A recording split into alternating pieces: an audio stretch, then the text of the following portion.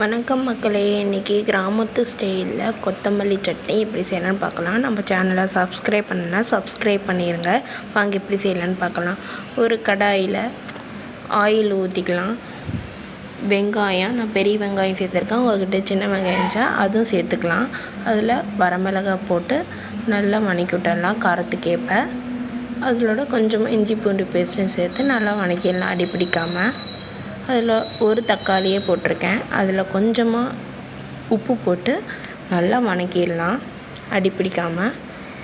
தக்காளியும் வெங்காயமும் பச்சை வாசனைலாம் போய் நல்லா வதக்கிடணும். அதில் கொஞ்சமாக புளி சேர்த்து நல்லா வதக்கிடலாம். இப்போது கொத்தமல்லி இலை சேர்த்து அதையும் சேர்த்து நல்லா வதக்கிடலாம். அதில் கொஞ்சமாக தேங்காய் துருவல் போட்டிருக்கேன். போட்டு அதையும் சேர்த்து நல்லா வதக்கிடலாம் அடி பிடிக்காமல். இப்போது நல்லா வதக்கிடணும் அடி பிடிக்காமல். இப்போ மிக்ஸி ஜாரில் போட்டு நல்லா ஆற வச்சு அரைச்சி எடுத்துடலாம். ரொம்பவே செம்ம டேஸ்ட்டாக கிராமத்து சுவையில் கொத்தமல்லி சட்னி ரெடி. நம்ம சேனல் சப்ஸ்கிரைப் பண்ணிடுங்க.